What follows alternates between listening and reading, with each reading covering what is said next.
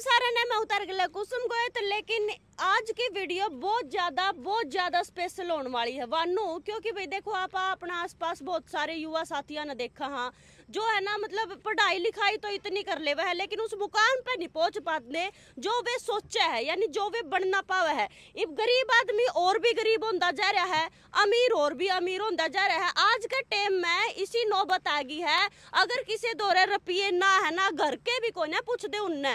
ये देखो कुछ एक मजदूर भी मेरे साइड में काम कर रहे हैं, अब ये कमा कर जाओगे अपना घर का पेट पालेंगे, लेकिन जो ऊंचे दर्जे के कुछ लोग हैं इन्हें शायद उस दूसरी नजर तक भी देखते होंगे, यानी कि सोचते होंगे क्या है ये नू काम कर रहा है। आज मैं हमने किसी शख्स से मिलवाऊंगी जिन्होंने बिल्कुल लो लेवल जीरो ग्राउंड तक उठकर ना हीरो बन गया है वो, और वो आज समाज को एक अच्छा संदेश भी दे रहे हैं। उनसे एक और बातचीत पूछेंगे जो आजकल गांव की गामा में ब्याह कर ले हुए हैं उनके बारे में भी, और नौजवान खातर भी एक प्रेरणा स्रोत है। मेरे साइड में है ताऊ ने सारे जानते भी होंगे, ताऊ समुंदर लाठर है। ताऊ राम राम। पहले राम राम बेटा। ठीक से ताऊ? हाँ ठीक है बेटा।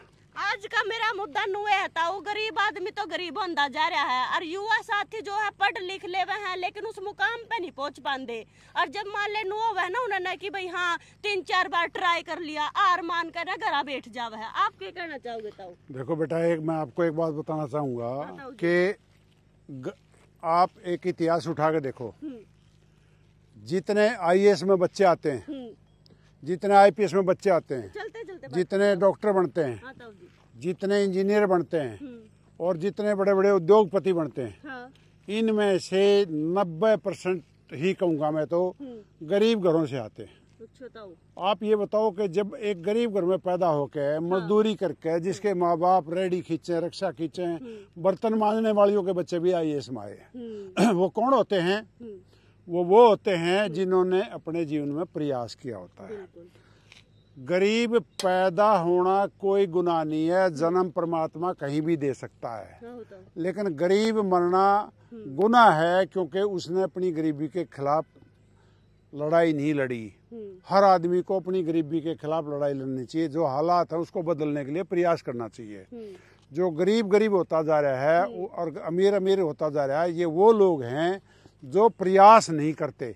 जो प्रयास करते हैं ना वो बिल्कुल भी दुनिया को बदल के रख देते हैं। आप देखो, हमारे राष्ट्रपति अब्दुल कलाम अखबार बांटते थे, देश के राष्ट्रपति बने, ये मैं उनके नाम ले रहा हूँ, ठीक है।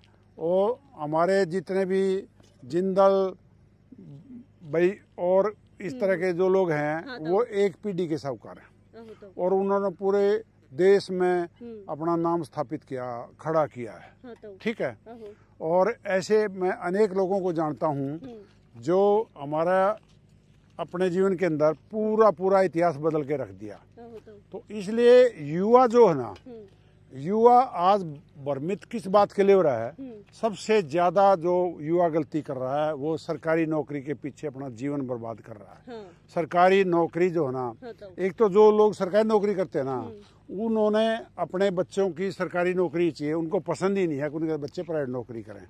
वो उसको बोलते हैं बनिए की नौकरी है, क्या है, कोई वो नहीं है, क्योंकि उन्होंने जिस तरह से नौकरी की है ना, उस नौकरी में क्या है, काम किया ना किया तनख्वाह आ जाती है, सीट पे बैठे और भी पैसे आ जाते हैं।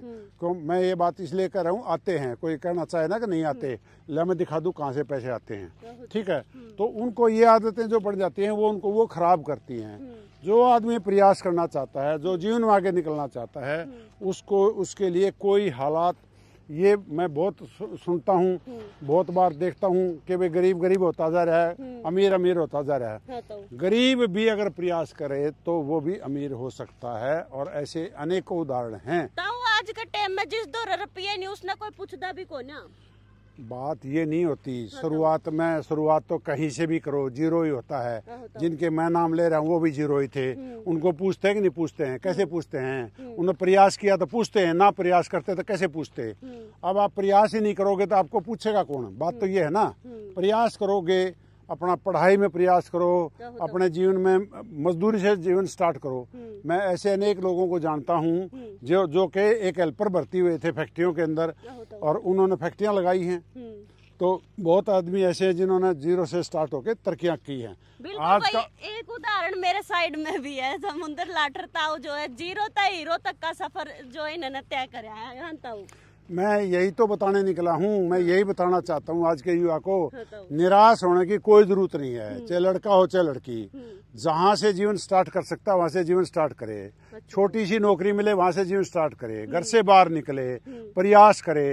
और ऐसे भी बहुत लोग हैं जो नौकरी भी करते हैं, पढ़ते भी हैं। मैं ऐसे अनेक बच्चों को जानता हूं जो कोचिंग कराते हैं, मतलब कोचिंग मतलब ट्यूशन पढ़ाते हैं और वो IAS बनते हैं और उनको खर्चा निकालने के लिए घर से उनको खर्चा नहीं मिलता और वो छोटे बच्चों को ट्यूशन पढ़ाते हैं और उनके पास टाइम की बहुत कमी होती है क्योंकि बहुत पढ़ना पड़ता है उसके, क्योंकि उनकी मजबूरी है, उनको घर से खर्चा नहीं मिल रहा, तो वो दूसरों को ट्यूशन पढ़ा के और खुद पढ़ के और IAS बनते हैं। तो ये तो आपने बता दी कि भाई ट्यूशन पढ़ा है, कभी खुद भी पढ़ा है, दूसरों को भी पढ़ा हुआ है। हाँ, लेकिन आज का टाइम में गनखरे युवा थोड़ी सी मैंने बढ़िया नौकरी मिल गई, नहीं रुपया हाथ में आगे नशे की तरफ चल जाए, ड्रग्स ले लिया, नशा कर लिया।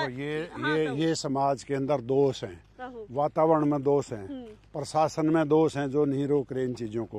क्योंकि जब कोई चीज बिकती है तो प्रशासन सब कुछ रोक सकता है।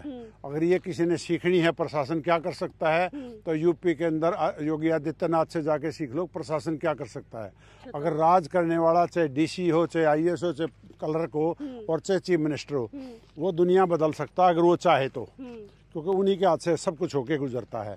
तो ये जो बिक रहा ना नशा, और इस बिकने के अंदर मैं यही कहूँगा कहीं न कहीं उन लोगों की कमियां हैं जो इसको रोक नहीं रहे, जिनके अपने स्वार्थ कह लो या वो करना नहीं चाहते ये कह लो या वो अपना इंटरेस्ट नहीं लेते काम के अंदर। ये दिन प्रतिदिन और भी बढ़ता जा रहा है, पहले तो थोड़ा बहुत था, तो हरियाणा में भी घना आ रहा था। देखो यूथ एक ऐसा समय होता है जिसको अपने बारे में भी कुछ नहीं पता होता।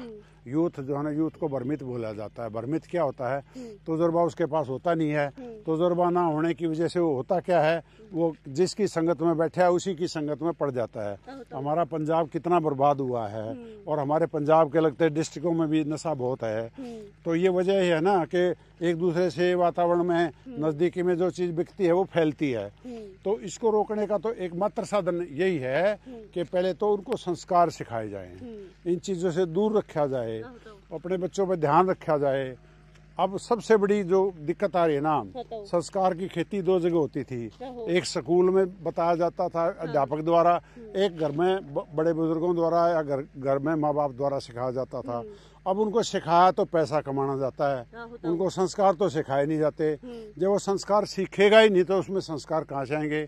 और संस्कार के बिना आदमी कितना बड़ा विद्वान हो, कितना बड़ा साहूकार हो, कितना ही बड़ा इंडस्ट्रियलिस्ट हो और कितने बड़े ओहदे पे बैठा हो, अगर उसमें संस्कार नहीं है ना तो वो आदमी जीरो है और वो बर्बाद होगा। एक आपने संस्कार की बात करे दी है तो भाई एक सवाल और आपसे पूछूंगी। जो पहले है ना, मतलब पहले जमाना में जो कर आपका टाइम ले लो, पूरी ज्वाइंट फैमिली रहा कर दी, सारे जने इकट्ठे रहा कर दे, इकट्ठे कमाया कर दे, इकट्ठे खाया कर दे। जो बालक पैदा होंगे अपने दादा दादी नाना नानी की गोद में मतलब पले बढ़ दे, अच्छे संस्कार लेंदे।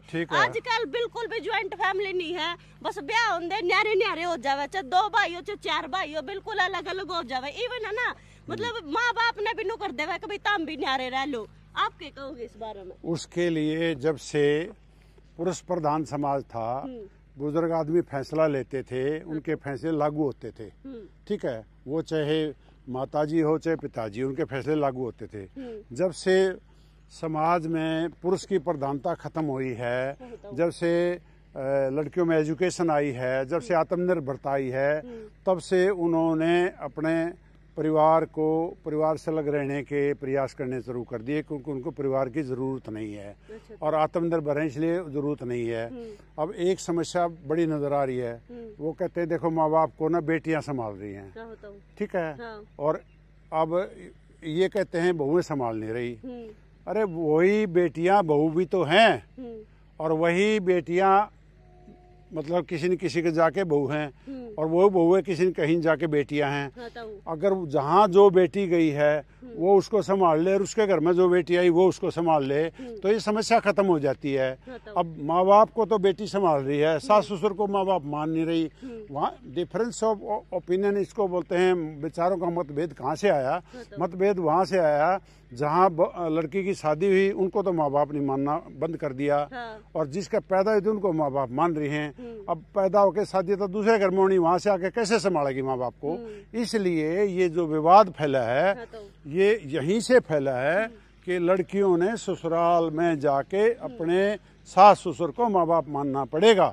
आजकल कहने तो पिताजी माताजी लाग गई, लेकिन मानती तो नहीं ना पिताजी माताजी, उसी पिताजी माताजी की जगह जहाँ से पैदा हुई थी। अगर सब अपने जगह पे ठीक हो जाएं तो ये तो विवाद ही खत्म हो सकता है। ये विवाद ही नहीं है, ये विवाद की पैदाश ही एक जगह से हुई है कि जिनका पैदा हुई थी उनको तो माँ बाप मान रही हैं, जहाँ गई है उनको माँ बाप नहीं मान रही।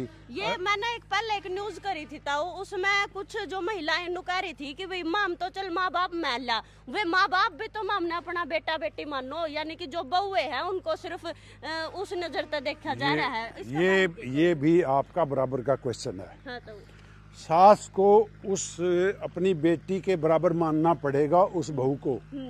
ससुर तो तैयार है मानने के लिए, सास नहीं मान रही। आज की तारीख में जो झगड़े सास बहू के हैं, ससुर बहू के कोई झगड़े नहीं हैं। ठीक है, अब सास में भी ये कमी आई है कि वो अपनी बेटी की इंटरफेरेंस तो अपने घर में रखती है।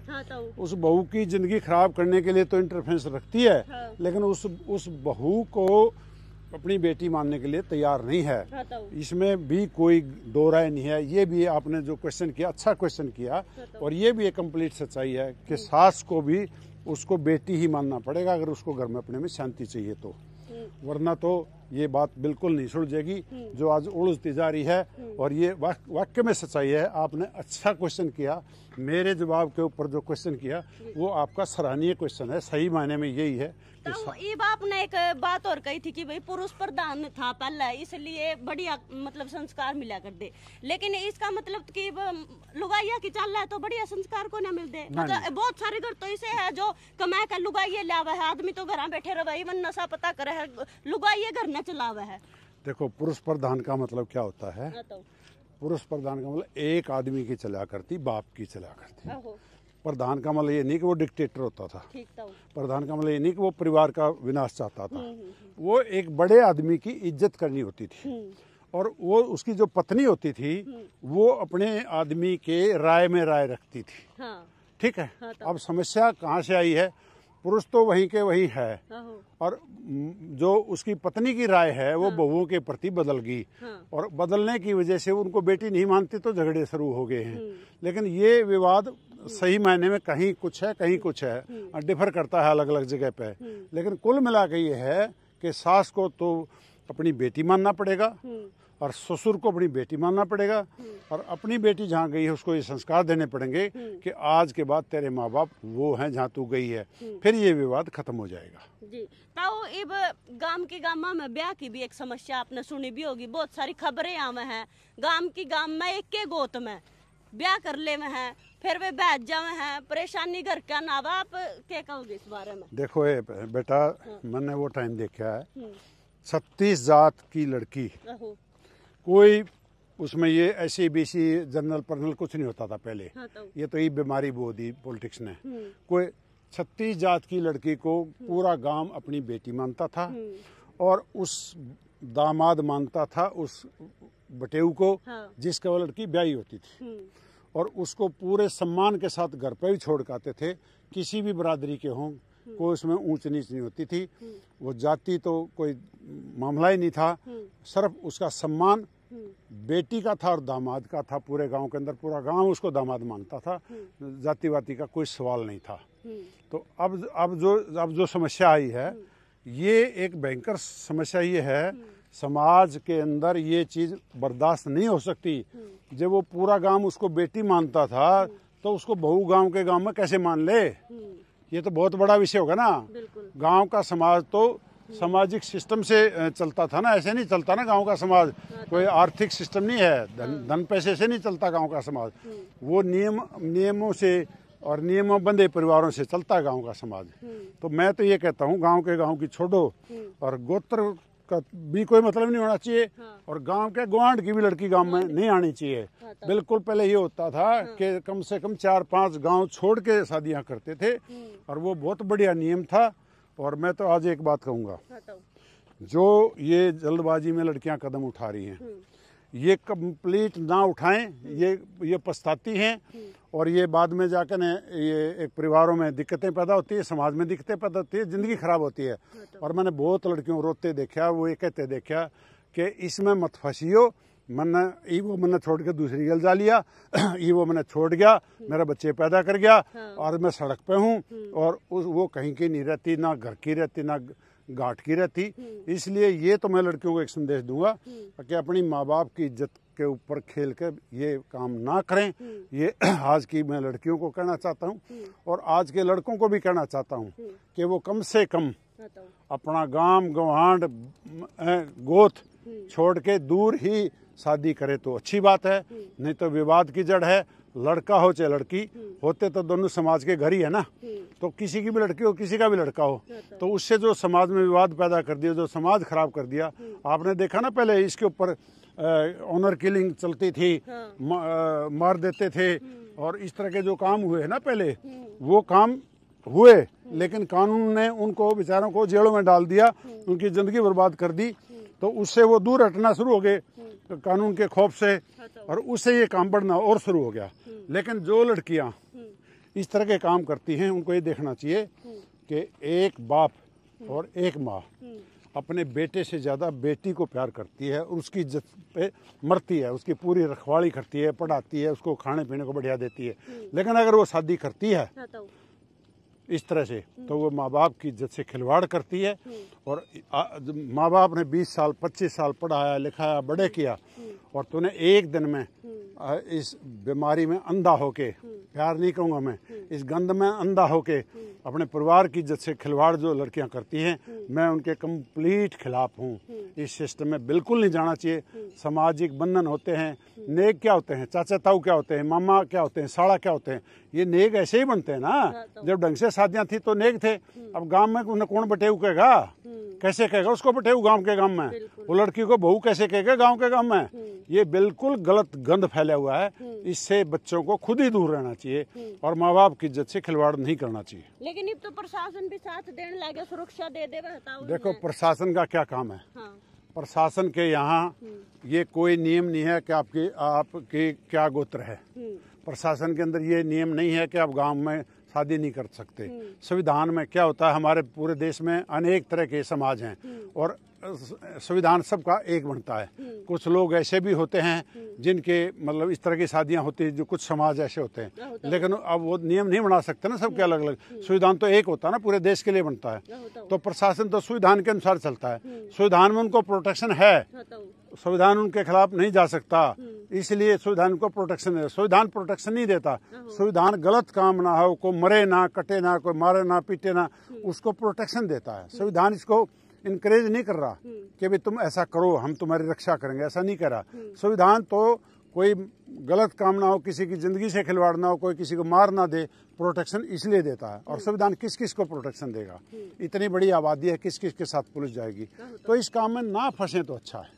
तो आपकी उम्र 71-72 साल होगी। अरे बापन आपने थोड़ी पहले खिलवाड़ का जिक्र करा था कि भाई खिलवाड़ हो रहा है, लुगाइया गेला छोरिया गेला। तो ये खिलवाड़ सिर्फ महिलाओं गेला नहीं, पुरुषा गेला भी हो रहा है। उन्होंने भी टॉर्चर करा है, ब्लैकमेल करा है, इसका बारे में क्या कहोगे? वो एक्चुअली ऐसा है कि जो लोग गलत करते हैं वो कोई भी हो, चाहे आदमी हो चाहे औरत हो, किसी के साथ भी गलत है। लड़कियां भी कई जगह लिमिट क्रॉस कर रही हैं। अब उनकी शादी होगी, वो उस घर की सदस्य होगी, तो उसको सदस्य बनकर रहना चाहिए ना। उसको ये नहीं सोचना चाहिए कि अब मेरी यहाँ शादी होगी, अब तो मैं यहाँ परमानेंट कोई जॉब नहीं है, रिश्ता है। और रिश्ते के अंदर आप अपने रिश्ते का दुरुपयोग करोगे तो आप खुद की भी इज्जत कम कराओगे। उन बच्चों की इज्जत नहीं होती जो गलत स्टेप उठाते हैं, जो माँ बाप के खिलाफ चलते हैं, जो इस तरह के काम करते हैं, फिर उनकी भी इज्जत नहीं होती। अगर किसी ने समाज में अपनी इज्जत करानी है तो पहले इज्जत देनी पड़ेगी, जब इज्जत मिलेगी। अच्छा, तो समाज में जो दरिंदे हैं वे भी बढ़ते जा रहे हैं। दरिंदगी की, दुष्कर्म, रेप, ये मामले मतलब बहुत ज्यादा होते आ रहे हैं। इसका बारे में छोटी छोटी बच्चियां ने भी छोड़ दे, इवन बुढ़िया ने भी छोड़ देता हूँ। उसका कारण बेटा ये है, देखो तेने क्वेश्चन तो ऐसा कर दिया जिसका मैंने जवाब देना पड़ेगा, लेकिन ये टीवी पे या मतलब सोशल मीडिया पे जवाब देने का नहीं है। ये कारण है, हमने पहले जो ना वो सेक्स टर्मिनेशन बोलते हैं उसको, लड़कियों को गर्भ में मारा। अब उनकी संख्या कम होगी, संख्या कम होने से अनुपात जो बदली हो गया। परमात्मा ने तो कितना बढ़िया बैलेंस बना रखा था, इतनी लड़की इतने लड़के, ना लड़के कुंवारी रहती थी ना लड़के कुंवारे रहते थे। जब आप उसके जीव को मारना शुरू कर दोगे, जब उनकी संख्या कम होगी, जब वो अनमैरिड रहेंगे, तो उन अनमैरिड के पीछे ना तो कोई जिम्मेवारी है, ना घर है, ना कोई उनके पीछे जिम्मेवारी है। और वो क्या करते हैं, उस जवानी के जोश में वो किसी भी शरीफ लड़की को, शरीफ घर की बच्ची को, शरीफ आदमी की लड़की को वो अपना शिकार बनाते हैं।